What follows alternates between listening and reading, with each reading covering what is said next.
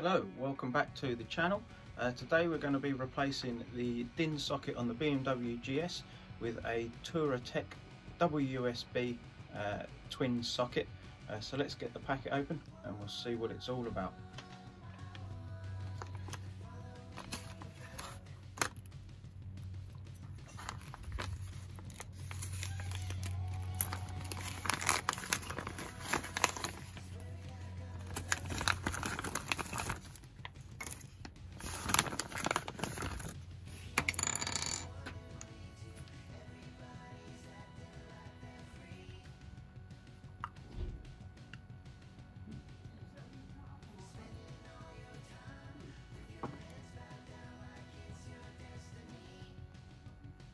Okay, so we're going to replace this DIN socket located down in the front of the bike. Seems like a pretty easy job. The reason I'm doing this is I've got a bar bag that I've put some wires into so I can charge my phone and the GoPro batteries, etc. whilst we're out. So therefore I've got my little fly off lead to plug down into that DIN plug. So let's get into getting this fitted and we'll see how it goes. Okay, so first things first, I'm going to disconnect the multi-plug around the back of the socket. So we've just got to push the little tab in on the back and just pull that off the back. So that's nicely disconnected. You can see there the little push tab just to release that connector underneath. Then the kit that we actually purchased from Touratech comes with the spanner to undo the nut underneath. It's a bit like an IKEA tool. It's a very simple tool, but it's going to do the job. So we're just going to undo that nut, spin that out from underneath,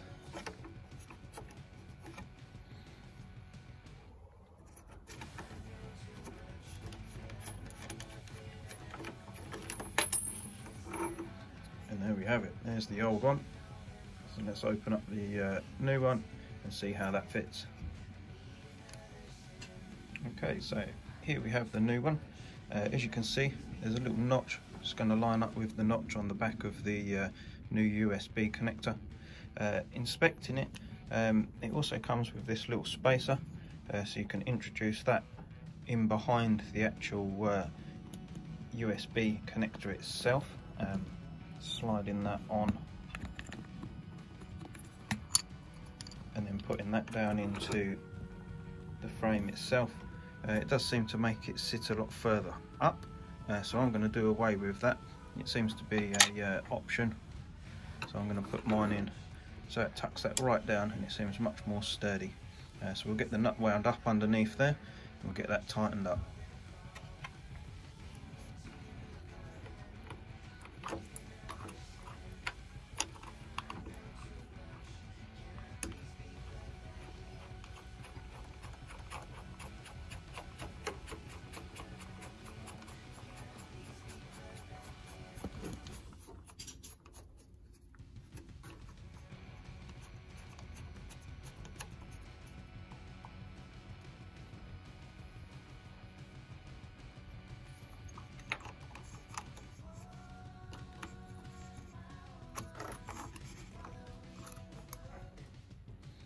Okay, so we're just going to get this tightened up. Just to remember, all of this is plastic around here. Whole frame and everything is plastic. The mount you're doing up to is plastic as well. So it just wants a nice little nip. Don't over tighten it, otherwise you're going to end up breaking either the frame housing or the actual USB itself. So that's now installed on the bike. Let's get that connector plugged back in underneath. That's just going to be a nice simple plug and connect down in the hole, and we're installed. So we'll get those USBs exposed, we'll get the bike livened up, and we'll make sure it works. Okay, so as you can see, got both cables now plugged into the USB port. So we're just going to turn the bike on, make sure that it's all working.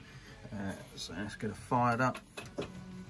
As you can see, phone's come on, so that's connected into the iPhone cable, and I've got my secondary cable for charging GoPros, etc. in my handlebar bag. So there's a few bits there. That's all wired in. Just something to bring to your attention though. The left port on the actual device itself is a 2.3 amp charger. So that's designed for iPhones, Androids, GoPro cameras, charging your Bluetooth intercoms. It's obviously a higher amp charging rate.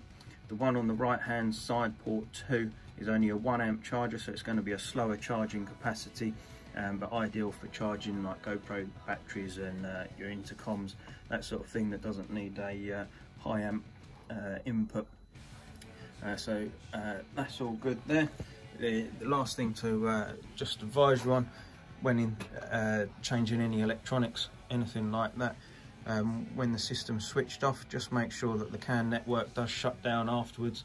Otherwise it could leave your phone charging or anything plugged in still charging, and that's obviously going to drain your battery while the bike is switched off.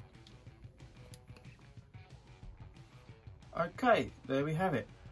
The USB installed on the BMW Gs. Hope that's been a useful video.